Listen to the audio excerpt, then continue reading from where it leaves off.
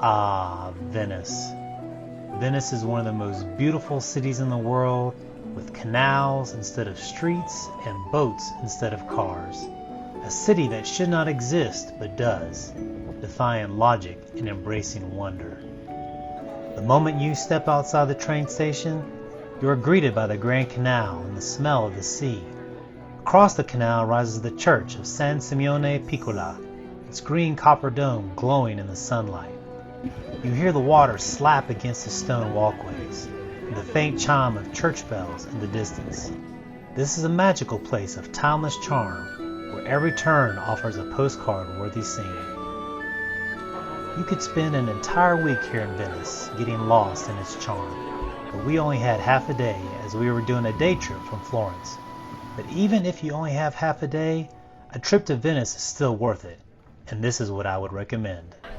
First, enjoy strolling down the streets of Venice as you make your way to the Rialto Bridge in San Marco Square.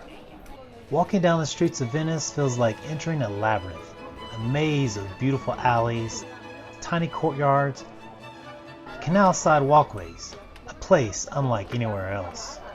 You cross the first bridge and step into a narrow alleyway, and just like that, you're in a different world. No cars, no traffic, only stone underfoot and the sound of water nearby. The streets are tight and winding, often no wider than your outstretched arms. You pass under low archways, over tiny bridges, and through quiet small squares, each revealing new and unexpected views. And as you wander, there are signs pointing to Rialto and San Marco to guide your path, twisting you through markets, past hidden churches and quiet cafes. It's not a hurried walk. Venice doesn't let you move fast. It invites you to slow down and enjoy the quiet magic of a city floating on water. The first site I recommend visiting is the Rialto Bridge. The Rialto Bridge is the oldest and most famous bridge in Venice. Built in the 1500s, it was a bold and innovative design for its time, arched in stone with rows of shops along its span. It replaced earlier wooden versions that had collapsed or burned, and it stood strong ever since. The bridge houses small shops, many of them selling jewelry, souvenirs, and leather goods, while Tourist Street, the experience of shopping or just browsing on the centuries-old bridge, is a rare one. From the top of the bridge, you get panoramic views of the Grand Canal, gondolas and vaporettos gliding below in every direction. The Rialto Bridge isn't just a stop, it's a place where you pause, look out over the canal, and truly feel the soul of Venice. Continue to make your way to San Marco Square as you follow the signs for the piazza. The Rialto Bridge is the soul of Venice, and then Piazza San Marco is the heart of Venice. Approaching San Marco Square for the first time through a narrow alley is a moment of quiet buildup before an awe-inspiring reveal. You walk for what feels like ages through tight, winding passageways. Then suddenly, the alley widens, the light brightens, and you step out into an expansive open space that feels impossibly vast after the closeness of the streets. The effect is almost cinematic. You're surrounded by architectural grandeur where every side of the piazza holds a treasure. You have San Marco Basilica, a jaw-dropping blend of Byzantine, Gothic, and Renaissance styles with golden mosaics and onion domes that seem to glow. The Campanile, a bell tower offering a bird's-eye view of the city and lagoon. The Doge Palace, a pink and white Gothic building that once housed Venice's rulers and secret courts. The Clock Tower, a mechanical marvel from the 15th century that still tracks time with astrological flair. This is Venice's crown jewel, and the best way to experience it is to slow down and take it all in. Take a stroll around the square, enjoying every angle of the basilica and bell tower. Enjoy some gelato while you stroll past the many shops and cafes, taking in the beauty of this piazza. Feed a few pigeons while enjoying the live classical music drifting from the cafes like Cafe Floria and Grand Cafe Quadri.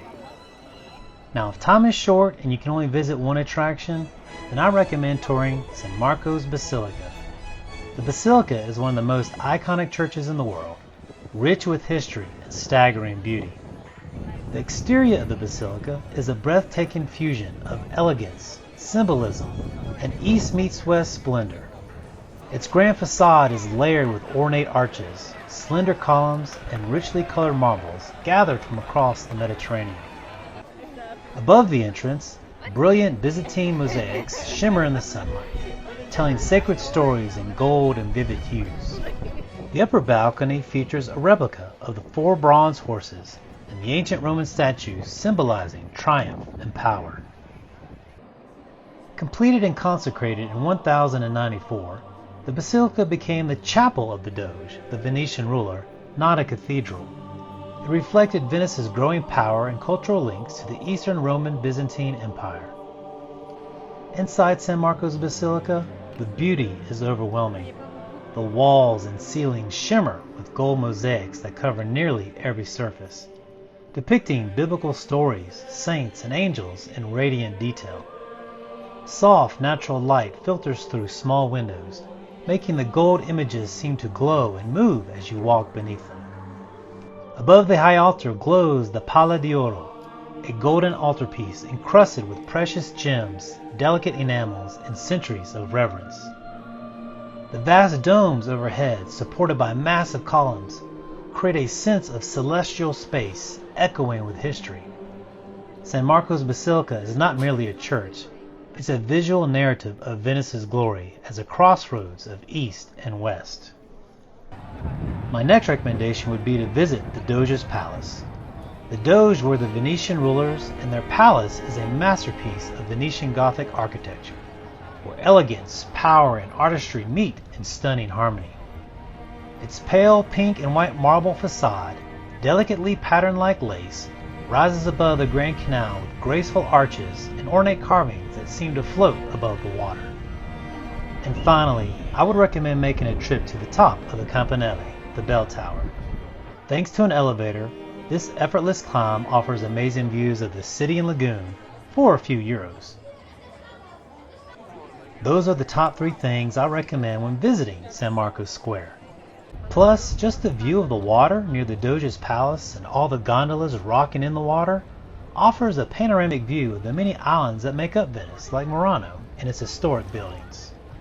Due to lack of time, we were not able to tour the Doge Palace or visit the top of the bell tower.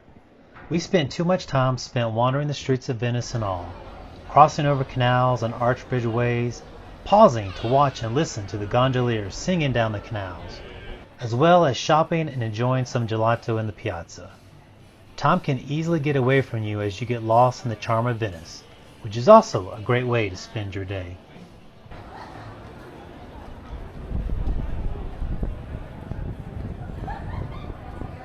Now it is time to get back to the train station, and the quickest and most scenic way was via Vaporetto or public water bus.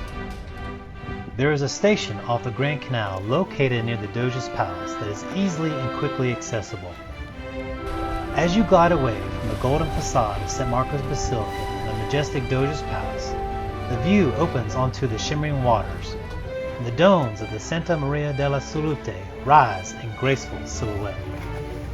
The boat then enters the Grand Canal, and this is where the magic unfolds.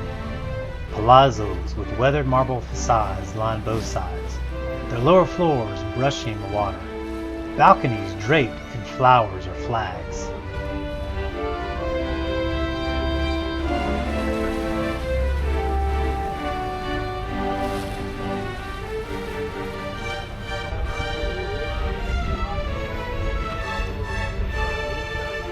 You pass under the elegant curve of the Accademia Bridge, then the bustling charm of the Rialto Bridge with its shops and stone arches.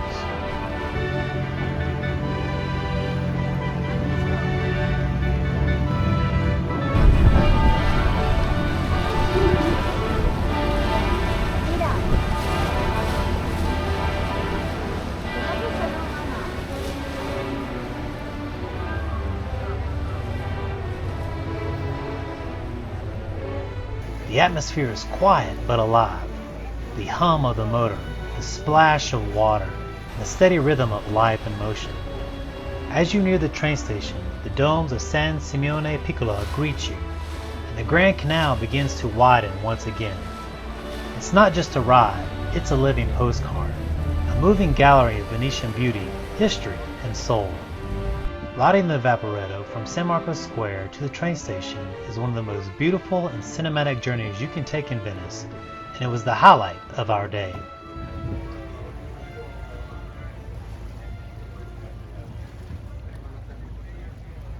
Ah, Venice. Her beauty never fades. I've been fortunate to visit Venice several times, and I can honestly say it feels magical every time I walk her streets. Venice is a city built on water, steeped in history, and alive with beauty at every turn. From gliding down the Grand Canal to standing beneath golden mosaics in San Marco's Basilica, every moment feels like stepping into a postcard moment. Venice isn't just a destination, it's an experience of timeless wonder that stays with you long after you leave.